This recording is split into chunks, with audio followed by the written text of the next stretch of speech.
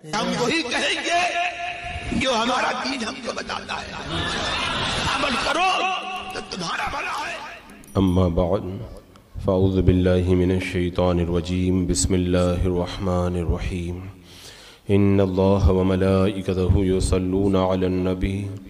या अय्युहल्लज़ीना आमनू सल्लु अलैहि व सल्लिमू तस्लीमा अल्लाहुम्मा सल्लि अला सय्यिदिना व शफ़ीना व हबीबिना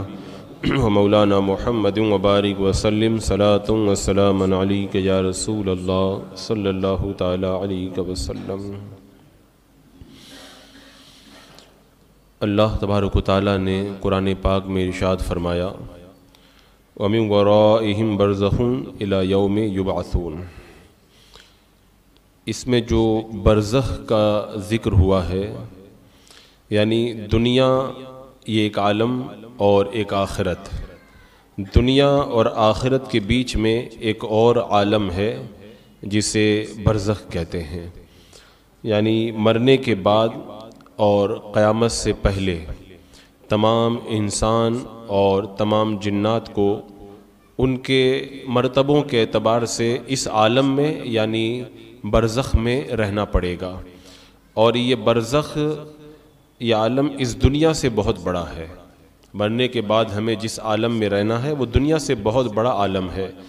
और निस्बत के एतबार से आप देखें तो दुनिया के साथ बरज़ख को वही निस्बत है जो माँ के पेट के साथ में दुनिया को, जो माँ के पेट के साथ में दुनिया को निस्बत है। यानी माँ का पेट कितनी कम जगह है और दुनिया में कितनी लंबी चौड़ी जगह है, तो बस यही निस्बत जो है वो बरज़ख के साथ में दुनिया की है। यानी आप देखें तो दुनिया बरज़ख के सामने बहुत छोटी है माँ के पेट की तरह, और बरज़ख जो है वो बड़ा वसी जो है वो आलम है। और हर शख्स की जितनी ज़िंदगी मुकर्रर है अब उसमें ज़्यादती और कमी तो होगी नहीं। जब ज़िंदगी का वक्त पूरा हो जाता है तो उस वक्त हज़रत इज़राइल अलैहिस्सलाम आते हैं और रूह कब्ज़ करते हैं। उस शख्स के दाएं बाएं जहाँ तक मरने वाले की नज़र काम करती है फरिश्ते ही फरिश्ते उसे दिखाई देते हैं। और मुसलमान के आसपास में रहमत के फरिश्ते रहते हैं और काफिर के पास में जो है वो अजाब के फरिश्ते रहते हैं। अब उस वक्त हर शख्स पर एकदम रोज़े रोशन की तरह ये वाज़े हो जाता है कि इस्लाम ही सच्चा मज़हब है। मरते वक्त सबको इस बात का यकीन हो जाता है, मगर उस वक्त कोई अगर ईमान लाए तो उसका कोई एतबार नहीं है, इसलिए कि ईमान गैब पर लाने का हुक्म दिया गया। अब तो सब उसकी निगाहों के सामने आ गया, अब ईमान जो है वो गैब नहीं रह गया है। तो मरने के बाद में रूह का ताल्लुक़ इंसान के बदन के साथ में बाकी रहता है। अगरचे रूह बदन से जुदा हो जाती है, मगर बदन पर जो भी गुज़रता है रूह ज़रूर उससे आगाह होती है और उससे मुतासिर होती है। जिस तरह हयात दुनिया में होता है बल्कि उससे भी ज़्यादा। यानी दुनिया में ठंडा पानी, सर्द हवा और नरम फर्श, लजीज खाना, ये सब बातें जिस्म के ऊपर वारिद होती हैं, मगर राहत व लज्जत जो होती है वो रूह को मिलती है। आप खाना खाते हैं, पानी पीते हैं, ठंडी लगती है, गर्मी लगती है, ये सब जिस्म के ऊपर होता है, लेकिन जो भी तकलीफ़ या आराम मिलता है वो रूह को भी मिलता है। तो जो है वो रूह के लिए ख़ास अपनी राहत व अलम के अलग असबाब हैं जिनसे उनको सुरूर या गम पैदा होता है। तो बरज़ख के अंदर भी ये सारी हालतें रहेंगी। यानी मरने के बाद क़यामत से पहले जहाँ पे हम रहेंगे वहाँ पर ये सारी हालतें रहेंगी। मरने के बाद मुसलमान की रूह उसके मर्तबे के एतबार से अलग अलग जगह रहती है। जितना मकाम बुलंद होगा उसी एतबार से उसकी रूह रहेगी। कुछ लोगों की रूह कब्र पर रहती है, बाज़ की रूह ज़मज़म शरीफ के कुएं के पास में रहती है, और बाज़ की रूह ज़मीन और आसमान के बीच में रहती है, और बाज़ लोगों की रूह पहले आसमान पे, बाज़ की रूह जो है वो दूसरे, इसी तरह तीसरे पे, किसी की चौथे, पाँचवें, छठे और सातवें आसमान तक मर्तबे के एतबार से रूहें रहती है। और बाज़ लोगों की रूह आसमान से भी बुलंद होती है, और कुछ लोगों की रूहें तो अर्श के नीचे किंदीलों में लगी रहती हैं, वो बड़े बुलंद मकाम वाले हैं। और कुछ लोगों की रूहें आला इल्लियीन के अंदर रखी जाती हैं, यानी जन्नत के जो इंतहाई बुलंद मकानात हैं वहाँ पर उनकी रूहें रहती हैं। मगर रूह कहीं पर भी रहे, अपने जिस्म से उसका ताल्लुक़ باقی رہتا ہے، جو قبر پر آتا ہے اس کو وہ دیکھتے ہیں، سنتے ہیں، اس کی بات اسے پہچانتے ہیں، بلکہ روح کا دیکھنا دنیا کے برخلاف ہے۔ دنیا میں تو جو قریب ہوتا ہے وہی نظر آتا ہے، لیکن مرنے کے بعد روح کے لیے جو ہے وہ قریب نہیں بلکہ دور کی چیزیں بھی ویسے ہی نظر آتی ہیں۔ تو اس کی مثال حدیث پاک میں ایسی بیان کی گئی کہ ایک پرندہ پہلے پنجرے میں بند تھا، اب آزاد ہو گیا۔ تو اسی طرح روح پہلے بدن میں بند تھی، اب اس کے بعد میں آزاد ہو گئی، تو اب وہ روح جو ہے وہ اس کی طاقت اور بھی زیادہ بڑھ جاتی ہے۔ اور حدیث پاک میں فرمایا گیا کہ جب اذا مات المؤمن یخلی سربہ یسرہ حیث شاء، جب مومن مر جاتا ہے تو اس کی راہ کھول دی جاتی ہے جہاں چاہے جائے وہ۔ اور کافروں کی روحیں جو خبیث روحیں ہیں، کچھ کی روحیں ان کے مرگٹ پہ شمشان پہ رہتی ہیں، اور کچھ کی روحیں جو ہے وہ اگر دفن کیا جائے تو قبر پر رہتی ہیں، اور کچھ کی روحیں چائے برہوت، یہ یمن میں ایک نالہ ہے، اس نالے میں ان کی روحیں رہتی ہیں، اور کچھ کی روحیں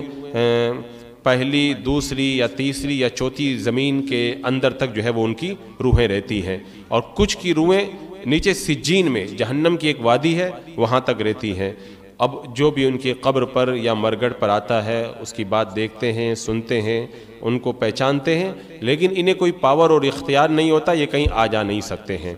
اور یہ خیال کرنا کہ روح کسی دوسرے بدن میں چلی جاتی ہے یا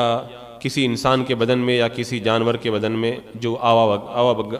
آواگمن کہلاتا ہے، یہ محض باطل ہے، اور جو شخص اس کو مانے وہ کافر ہو جاتا ہے۔ یہ ہندوؤں اور کافروں کا عقیدہ ہے، اہل ایمان کا عقیدہ ایسا نہیں ہے۔ موت کا معنی ہے روح کا جسم سے جدا ہو جانا۔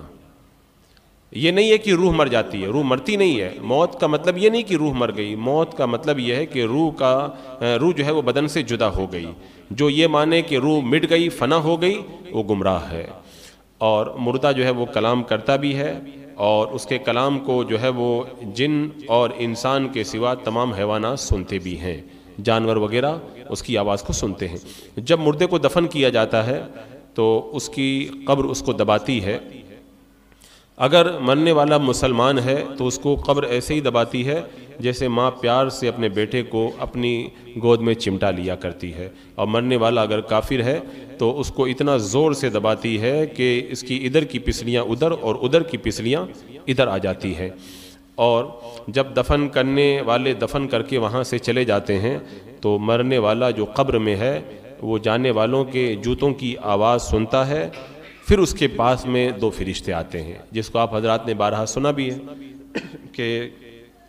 وہ دونوں فرشتے جو ہیں وہ اپنے دانتوں سے زمین کو چیرتے ہوئے آتے ہیں۔ ان کی شکلیں بڑی ڈراؤنی ہیبت ناک ہوتی ہیں، ان کا بدن جو ہے وہ سیاہ رنگ، کالے رنگ کا ہوتا ہے، آنکھیں جو ہے وہ سیاہ و نیلی ہوتی ہیں دیگ کے برابر، اور شعلہ زن یعنی آگ برساتی ہوتی ہیں، اور ان کے ڈراؤنے بال سر سے لے کے پاؤں تک ہوتے ہیں، اور ان کے دانت جو ہے وہ کئی ہاتھ کے ہوتے ہیں جس سے وہ زمین کو چیرتے ہوئے آتے ہیں۔ ان میں سے ایک کا نام منکر ہے اور دوسرے کا نام نکیر ہے، اور یہ آ کر کے مردے کو جھنجھوڑتے ہیں، جھڑک کر کے اٹھاتے ہیں، اور پھر نہایت سختی کے ساتھ میں بڑی تیز آواز میں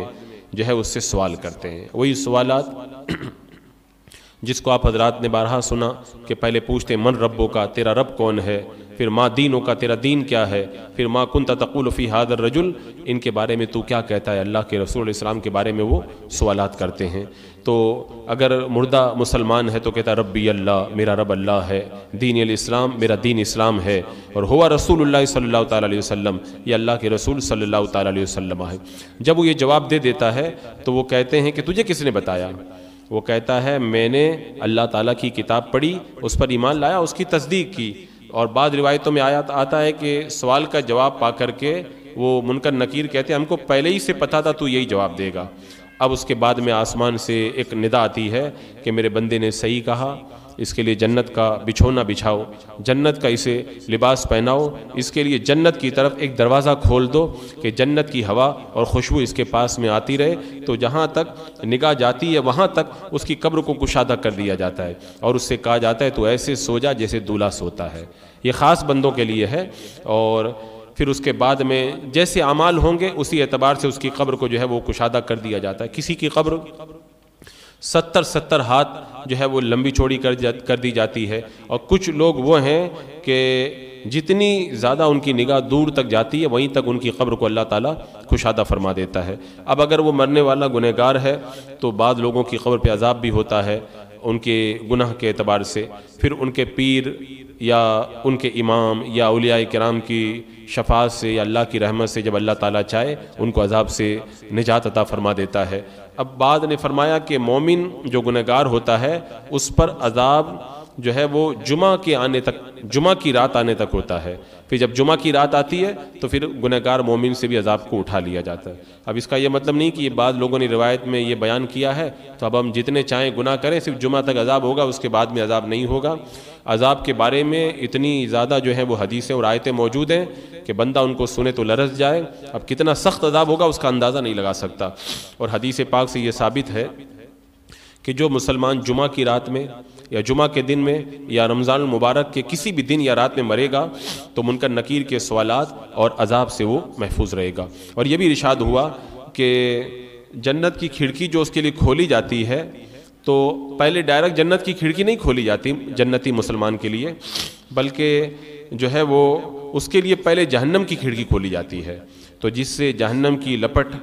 جلن، گرمی، بدبو آتی ہے، اور اس کے بعد میں اس کو بند کر دیتے ہیں، اور بند کرنے کے بعد میں پھر جنت کی کھڑکی کھولتے ہیں اور اس سے کہا جاتا ہے اگر تو ان سوالوں کا صحیح جواب نہیں دیتا تو یہ جو تو نے ابھی دیکھا ہے جہنم کا عذاب یہ تیرے لیے ہوتا، لیکن تو نے صحیح جواب دے دیا اس لیے اللہ تعالیٰ نے تجھے جنت کی نعمتوں سے مالا مال کیا۔ اب اگر مرنے والا منافق ہے تو اس کا الٹا ہوتا ہے، پہلے جنت کی کھڑکی کھول کر کے اس کی خوشبو، ٹھنڈک، نعمتوں کی جھلک دکھاتے ہیں، پھر بند کر دیتے ہیں، پھر جہنم کی کھڑکی کھولتے ہیں تاکہ اس کو جو ہے تکلیف اور زیادہ ہو کہ میں اگر ایمان لاتا تو کتنی نعمتیں مجھے ملتی اور میں اتنے عذاب کے اندر گرفتار ہوا۔ تو یہ جو سوالات ہیں اگر کسی کافر یا منافق سے جواب یہ مانگے جائیں گے تو وہ کیا کہے گا؟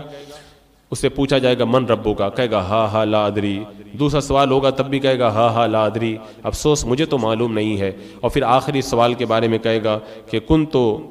اسمع الناس یقولون شیئا فاقول، میں لوگوں کو کہتے سنتا تھا تو میں بھی ویسے ہی کہہ دیتا تھا۔ اب اس کے بعد ہمیں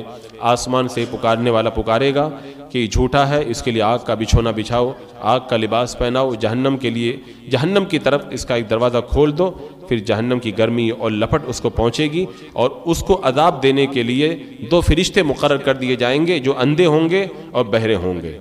ان کو کچھ دکھائی نہیں دے گا، کچھ سنائی نہیں دے گا، کیونکہ اگر دکھائی دے اور سنائی دے تو اس پر رحم اور ترس آ جائے، تو اندھے اور بہرے ہوں گے، اور ان کے ساتھ میں لوہے کے گرز ہوں گے، ہتھوڑے بڑے بڑے، وہ ماریں گے، ایک ہتھوڑا پڑے گا تو بالکل ایک دم چورا چورا ہو جائے گا، مٹی خاک بن جائے گا وہ، پھر اس ہتھوڑے سے اس کو مارتے رہیں گے اور برابر اس کو اسی طرح عذاب دیا جاتا رہے گا، اور جیسے اس کے اعمال ہوں گے اسی اعمال کے اعتبار سے جو اس کے برے اعمال بری شکل میں کتا یا بھیڑیا بن کر کے اسے آئیں گے اور اسے تکلیف پہنچائیں گے، اور اگر نیک بندہ ہے تو اس کے اچھے اعمال اچھی اچھی شکلوں میں آئیں گے اور اچھی شکل میں آ کر کے اسے راحت پہنچائیں گے۔ تو ہم دنیا میں قرآن کی تلاوت کریں، تسبیح پڑھیں، نماز پڑھیں، یہ ساری ہماری جو عبادتیں اللہ تعالیٰ ان کا اجر تو دے گا ہی، قبر کے اندر جب ہمیں تنہائی اور وحشت محسوس ہوگی تو ہماری یہی جو تسبیحات اور یہ ہمارا ذکر جو یہ نیک اعمال ہیں یہی بہترین، خوبصورت اور روشن شکل میں آ کر کے قبر میں ہمارا دل بہلائیں گے اور قبر کے اندر ہمیں راحت پہنچائیں گے۔ عذاب قبر یہ حق ہے، اسی طرح قبر میں جو انعام ہوگا یہ بھی حق ہے، اور یہ عذاب اور جو قبر میں انعام ہوتا ہے یہ جسم اور روح دونوں کے لیے ہوگا۔ جسم اگرچہ گل جائے، جل جائے، خاک ہو جائے، مگر اس کے اجزائے اصلیہ قیامت تک باقی رہیں گے اور ان کو عذاب اور ثواب دیا جائے گا۔ میں نے کچھ دن پہلے بتایا بھی تھا کہ کچھ ایسے باریک اجزاء ہوتے ہیں ریڑھ کی ہڈی میں جس کو عضب الذنب کہتے ہیں، کہ وہ خوردبین سے بھی نظر نہیں آتے، آگ میں جلتے نہیں ہیں، زمین ان کو گلا نہیں سکتی، یہ جو ریڑھ کی ہڈی میں جو باریک اجزاء رہتے ہیں یہ باقی رہتے ہیں، اور روز قیامت روحوں کو جو اللہ تعالیٰ دوبارہ لوٹائے گا تو اسی جسم کے اندر ان کا اعادہ ہوگا۔ اور یہ جو جسم آج ہمارا ہے یہ تو گھٹتا بڑھتا سب کچھ ہوتا رہتا ہے، لیکن وہ جو اصلی اجزاء ہیں وہ باقی رہتے ہیں، اللہ تعالیٰ ان کو جمع کرے گا اور اجزائے اصلیہ پر جو ہے وہ ان کو دوبارہ ترکیب دے گا، اور پھر دوبارہ انسان کو قیامت کے میدان کے اندر اٹھایا جائے گا۔ جو اس کا انکار کرے وہ گمراہ ہے۔ مردہ اگر قبر میں دفن نہ کیا جائے تو جہاں پر وہ پڑا رہ گیا ہے یا پھینک دیا گیا ہے تو وہیں پر اس سے سوال و جواب ہوں گے اور وہیں پر ثواب و عذاب ہوگا. یہاں تک کہ اگر کسی انسان کو معاذ اللہ شیر نے کھا لیا تو شیر کے پیٹ میں ہی اس سے سوال و جواب ہوگا اور وہیں پر اسے عذاب و ثواب دیا جائے گا. یہ ایسا نہیں ہے کہ اس سے بچ گیا وہ. لیکن انبیاء کرام اور اولیاء اعظام، علماء دین، شہداء کرام، قرآن کے حافظ جو قرآن پاک پہ عمل کرتے ہیں اور جو اللہ کے رسول علیہ السلام کے عشاق ہیں، تو یہ وہ لوگ ہیں جنہوں نے کبھی گناہ نہ کیا ہو تو ان کے بدن کو مٹی کبھی نہیں کھاتی ہے. اسی طرح جو زیادہ تر درود پاک پڑھتے رہتے ہیں یا گناہ نہیں کرتے ہیں تو ان لوگوں کے بدن کو مٹی نہیں کھاتی ہے. تو جو شخص یہ کہے معاذ اللہ کہ انبیاء کرام مر کر کے مٹی میں مل گئے، وہ گمراہ ہے، بددین ہے، خبیث ہے اور توہین کا مرتکب ہے. جیسا کہ وہابیوں کے مولوی اسماعیل دیلوی نے اپنی کتاب میں اس بات کو لکھا ہے کہ معاذ اللہ مر کے مٹی میں مل گئے. جب اللہ کے رسول کا امتی جو حافظ قرآن ہو، قرآن پہ عمل کرنے والا ہو، اس کو مٹی نہیں کھاتی تو نبی کی شان تو جو ہے وہ بڑی بلند ہے. بسم اللہ الرحمن الرحیم. اللہم صلی علی سیدنا و شفیعنا و حبیبنا و مولانا محمد و بارک وسلم. صلاۃ و سلام علیک یا رسول اللہ. یا اللہ یا رحمان یا رحیم العالمین، اپنے محبوبان بارگاہ کے صدقے میں اعمال صالحہ کی توفیق عطا فرما، ایمان پہ زندگی، ایمانی پر خاتمہ نصیب فرما. ربنا تقبل منا انك انت السميع العليم وتب علينا انك انت التواب الرحيم. ان الله وملائكته يصلون على النبي يا ايها الذين امنوا صلوا عليه وسلموا تسليما. اللهم صل على سيدنا وشفيعنا وحبيبنا ومولانا محمد وبارك وسلم. صلاة وسلام عليك يا رسول الله. سبحان ربك رب العزة عما يصفون وسلام على المرسلين والحمد لله.